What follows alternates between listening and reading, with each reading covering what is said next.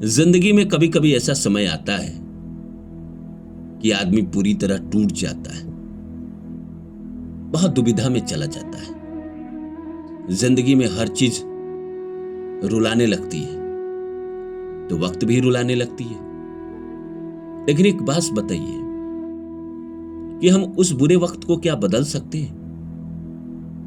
दुनिया के महाज्ञानी, महापंडित, जिसको तीनों काल का पता है, भूत का भी पता था, वर्तमान में क्या हो रहा है पता ही है, और भविष्य का भी पता था। उनको पता था कि हमारा ये राज्य तहस नहस हो जाएगा और मैंने जो गलती की है उसी की वजह से हो जाएगा। और जिस दिन उन्होंने की उसी दिन पता था कि अगर हम माता सीता को हर के लेके जा रहे हैं तो प्रभु राम आएंगे और हमसे युद्ध होगा और मेरी जो सोने की लंका है वो पूरी तरह खत्म हो जाएगी। लेकिन वो नहीं बदल पाए, नियति को नहीं बदल पाए। जिसके कदमों तले सारे ग्रह नक्षत्र पड़े रहते थे उसको भी नहीं रोक पाए, शनि को भी नहीं रोक पाए। जब मेघनाथ की कुंडली बनी और सारे ग्रहों को जब उन्होंने कदमों तले रख दिया था तो शनि ने अपनी तीसरी दृष्टि जब डाल दी तो उसको भी वो रोक नहीं पाए। मेघनाथ की मृत्यु तो तय थी, ये प्रारब्ध था उनका। आप एक बात बताइए, ऋषि वशिष्ठ इतने बड़े ज्ञानी थे, सब जानते थे, वो चाहते तो कह सकते थे भगवान राम को कि कहां तुम सीता से शादी कर रहे हो, तुम्हारे जीवन में ऐसा है कि तुम जैसे शादी करोगे वियोग आ जाएगा, दुख आ जाएगा, परेशानी आ जाएगा। पर उन्होंने नहीं कहा। वो चाहते तो जनक महाराज को जाके कह सकते थे कि आप माता सीता की शादी प्रभु राम से ना करें। पर वशिष्ठ ये भी जानते थे कि नियति के खेल में हम अपना योगदान नहीं देंगे। नियति जो खेलना चाहती है उसको खेलते देखने में ज्यादा आनंद आएगा। भगवान कृष्ण भी तो चाहते तो अभिमन्यु को बचा सकते थे। वो कह सकते थे ना अर्जुन को कि आज कहां जा रहे हो, आज तो तुम्हारा बेटा मारा जाएगा, तुम जाओ और अपने बेटे को बचाओ। पर भगवान कृष्ण ने नहीं कहा, सारथी बने रहे, रथ के साथ चलते रहे। और यह भी पता था कि वो मारा जाएगा। अपना भांजा, कोई अपने भांजे को मरने देता है? पर उन्होंने प्रकृति का आदेश माना, प्रारब्ध था उनका। तो हम सब चाहे कितनी भी कोशिश कर ले, जिंदगी में तो वही होना है जो पहले से तय है। तो हम परेशान क्यों हो? हमारे जीवन में जब बुरा समय आया है तो कोई ना कोई हमारे अपने ही प्रारब्ध है जो कट रहे हैं। जब कट ही रहे हैं तो ये तो खुशी की बात है। ये कट जाएंगे तो जीवन में खुशहाली आ जाएगी। तो नमस्कार दोस्तों, मेरा नाम है रानू बाबू और आप सभी के बीच में आज एक नया सब्जेक्ट लेकर आया हूं कि समय कितना भी खराब हो, क्यों ना हो जाए, ये सब क्षणिक होता है, कुछ दिन रहता है, उसके बाद जीवन में खुशियां आती है। तो आइए इस सब्जेक्ट को शुरू करें। इससे पहले आप सभी से रिक्वेस्ट है, please like my video and subscribe my channel. और मेरे दूसरे चैनल को भी थोड़ा सब्सक्राइब कर दे, उस पर भी जाकर देखे, वीडियो डालता हूं मैं। तो आइए शुरू करते हैं। देखिए, जीवन में जिसके समय खराब आ रहे हैं उसी के तो अच्छे आएंगे।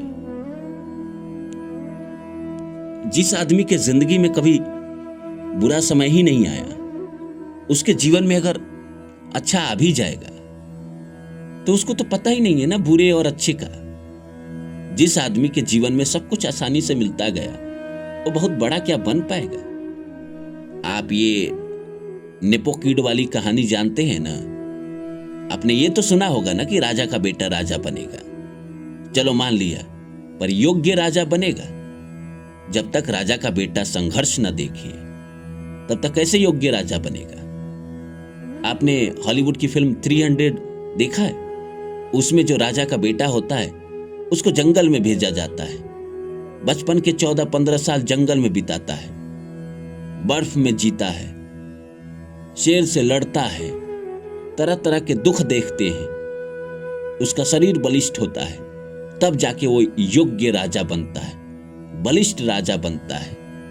उसी तरह प्रकृति हमारे जीवन में दुख देकर, परेशानी देकर हमें मजबूत बनाती है, बलिष्ठ बनाती है।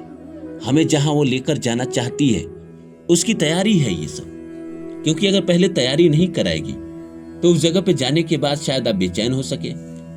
लेकिन जिसने जीवन में दुख देख लिया है, परेशानी देख ली है, तकलीफ देख लिया है, बाद में जाने के बाद उसको बहुत फर्क नहीं पड़ेगा। कोई भी चीज अगर आपको तब मिला है जब उसका मोल खत्म हो जाएगा, तो आप ना उस चीज से अटैच नहीं होगे। प्रकृति का सारा खेल यही है। जो ज्यादा अटैच रहता है चीजों से, इंसान से, उसको ज्यादा तोड़ती है। आप जैसे डिटैच होना शुरू हो जाते हैं किसी भी चीजों से, तो आपको ज्यादा नहीं तोड़ती है। कृष्ण भगवान कहते हैं ना कि हम कोई चीज तुमको सिखाना चाहते हैं, तुम सीख लिए तो तुम्हारे जीवन में वो चैप्टर खत्म हो गया ना, फिर नया चैप्टर चालू हो गया। उसी तरह है, हम कह रहे हैं कि जीवन में कितना भी बुरा समय आ जाए, बड़े बड़े लोगों के जीवन में भी आया। प्रभु रामचंद्र के जीवन में देखिए ना, 14 वर्ष का वनवास था, वो भी बीत गया। उसके बावजूद भी जब अयोध्या लौटे तो भी जीवन में दुख था। धोबी के कहने पे पत्नी को घर से निकाल दिया। क्या वो सब दुख नहीं था, संघर्ष नहीं था? लेकिन उन सबको सहने के बाद वो राम बने, मर्यादा पुरुषोत्तम राम बने। सबके बावजूद, इतने दुख देखने के बाद भगवान कृष्ण का जन्म तो जेल में ही हुआ था। तो जीवन में अभी खराब चल रहा है तो इसकी गारंटी नहीं है क्या कि आगे अच्छा ना आएगा? अच्छा आता ही है, सबके जीवन में आता है। कुछ दिन की बात होती है, बुरा वक्त, फिर ये गुजर जाता है, फिर अच्छा आता है, फिर वो गुजर जाता है। ये जीवन जो है ना, वो घड़ी की सुई की तरह है, गोल गोल नाचते रहती है, गोल गोल नाचते रहती है। घड़ी का सुई जैसे 12 पे जाता है वैसे 6 पे जाता है।